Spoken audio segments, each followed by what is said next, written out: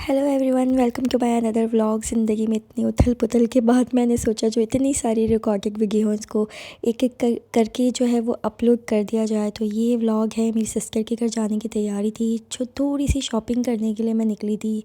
और इसके बाद जब मैं बाहर आई हूँ तो इतना प्यारा सनसेट हो रहा था, तो मैंने एक छोटी सी वीडियो बना ली और मुझे इतना प्यारा लग रहा था ये सीन, डूबता हुआ सूरज। तो मैंने सोचा चलो एक छोटा सा क्लिप बनाया जाए। उसके बाद मैं आ गई थी डॉक्टर के पास। बेटी की तबीयत बहुत ज़्यादा ख़राब थी, उसको डॉक्टर के पास लेकर आई थी।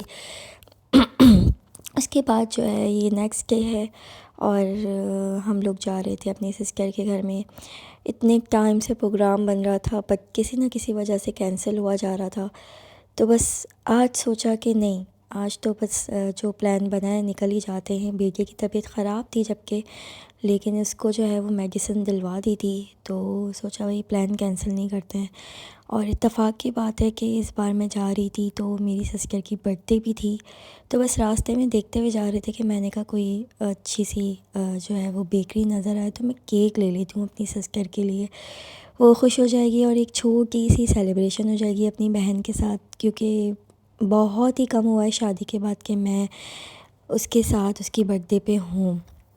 तो बस हम लोग ये हाईवे पे हैं और ये हाईवे पे भी वही बात, मुझे 2 दिन से बस जो है वो सनसेट देखने का मौका मिल रहा था। आज भी जो है वो जब हम निकले तो सनसेट का ही टाइम था, तो मुझे बड़ा अच्छा लग रहा था। मौसम जो है वो कराची में अच्छा खासा ठंडा हो चुका है और दिन में थोड़ी बहुत ये होती है कि थोड़ी सी धूप निकल आती है तो अच्छा लगता है। रात में अच्छी खासी हवा चल जाती है कराची में और जो है वो ठंड हो जाती है। और ख़ास करके सुबह जब बच्चों के स्कूल जाने का टाइम होता है, बच्चे बीमार ही इसलिए पड़ रहे हैं क्योंकि सुबह स्कूल जाने के टाइम अच्छी खासी ठंड होती है।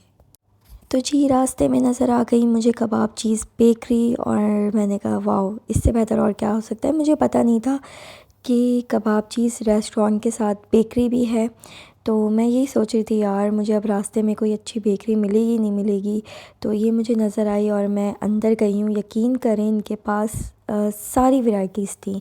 मतलब अक्सर जो है ना आप शहर के अंदर देखे हो कबाब चीज़ बेकरी में चीज़ें आउट ऑफ स्टॉक होती हैं। केक्स जो हैं वो आउट ऑफ स्टॉक होते हैं, वेबसाइट पे तो आ रहे होते हैं मगर वैसे आउट ऑफ स्टॉक होते हैं। मगर यहाँ पे भाई बहुत वैरायटी थी केक्स की।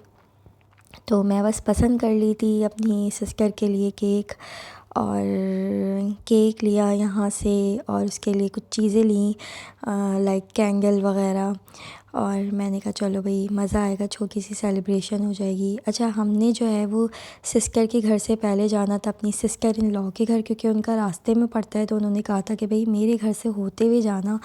तो पहले हम थोड़ी देर वहाँ गए थे और उन्होंने भाई इतना एहतमाम कर लिया था, इतना सारा नाश्ता रख दिया था। मैंने खाने का मना कर दिया था तो उन्होंने बस समझ ले मेरा इन्हीं चीज़ों से पेट भर दिया था। और मैं यही कह रही थी अब मैं अपनी सिस्टर के घर जाके क्या खाऊंगी, आपने इतना कुछ मंगा लिया है।